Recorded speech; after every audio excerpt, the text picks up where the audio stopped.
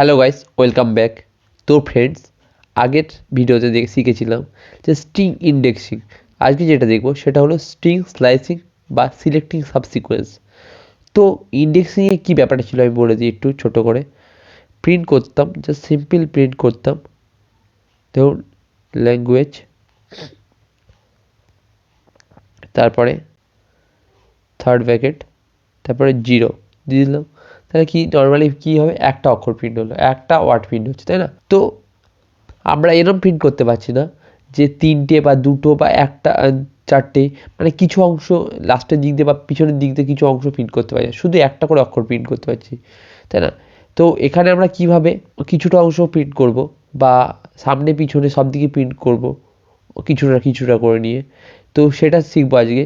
সেটা হলো string স্লাইসিংয়ে।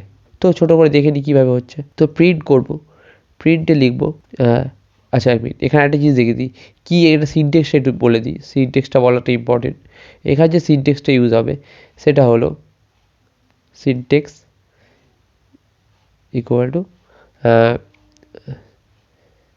Start argument and stop argument এমইএনটি আর্গুমেন্ট। তো এটা হলো সিনটেক্স, ঠিক আছে? এটা হলো সিনটেক্স। তো এইভাবে কাজ হবে। তো তার মধ্যে আমরা করে নিই কীভাবে করছি।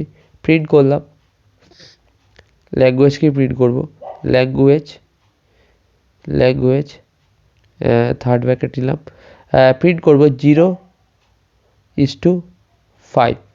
তো প্রিন্ট করলে কী হচ্ছে দেখুন, পাইথো এনটা কেটে গেছে। তো কেন হচ্ছে তাও বলে দিচ্ছি আমি ব্যাপারটা। 0 থেকে স্টার্ট হয়, 0 1 2 3 4 5, মানে কি 0 থেকে 5, তাই না?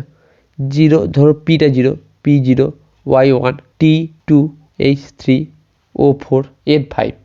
তো 5 যেটা লাস্ট স্টপ আর্গুমেন্ট দিচ্ছে সেটা প্রিন্ট হবে না, কিন্তু তার আগেরটা প্রিন্ট হবে, তাই না?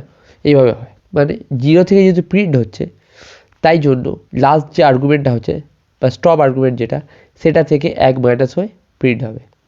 তো ওই জন্য এনটা কেটে গেছে। তো কীভাবে এই স্লাইসিংটা কাজ হয় একটু বলে দিই। এখানে আমরা করতে পারি, এখানে আমরা 2 দিয়ে দিলে কি প্রিন্ট হবে, এটাকে আমি কমেন্ট আউট করে দিই, বুঝতে সমস্যা হচ্ছে একটু। দেখুন just P R Y print হলো, দেখুন পি আর ওয়াই প্রিন্ট হলো, মানে 0 আর 1টা প্রিন্ট হলো, 2টা প্রিন্ট হলো না কিন্তু। তো আই হোপ বুঝতে পেরেছি ব্যাপারটা। তো এটা আপনি মানে একটা জিনিস করতে পারেন, 0টা হাটিয়ে দিয়ে 4 করলাম, 4 দিয়ে 6 দিলাম,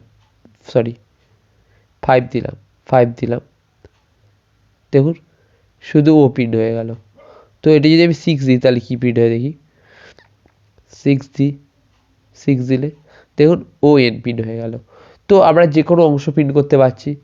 এবার একটা জিনিস কি, এটা তো হলোই, ঠিক আছে? আমি আলাদা করে প্রিন্ট নিয়ে দিচ্ছি একটা, ল্যাঙ্গুয়েজ। আর হ্যাঁ, এটা সম্পূর্ণ আমার মোবাইলে করছি, এটা এই পাইথনের সিরিজটা। তো দেখুন যদি ভালো লাগে, আপনি যদি মোবাইলে কমফোর্টেবল হন করুন। তার কারণ হলো কম্পিউটার সবার কাছে থাকে না, আমি আগেও বলেছি কথাটা।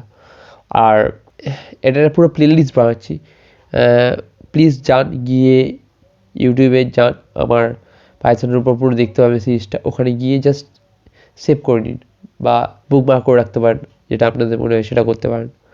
তো আই হোপ আপনাদের হেল্পফুল হবে ভিডিওগুলো, এক করে আমি দিচ্ছি। তো এর স্টেপ আর্গুমেন্টটা দেখিয়ে দিই। তো এখানে আমি একটা জিনিস, এখানে আমি আগেও বলেছিলাম -4:-1 করে নিলাম। তাহলে দেখে আপনার কথা, এখানে এনটা কিন্তু -1, পিছন দিক দিয়ে এলে কিন্তু এক করে ওয়াই মনে হচ্ছে -4 হবে, -4 তাই তো হয়। তো না, টি পর্যন্ত -4 হয়।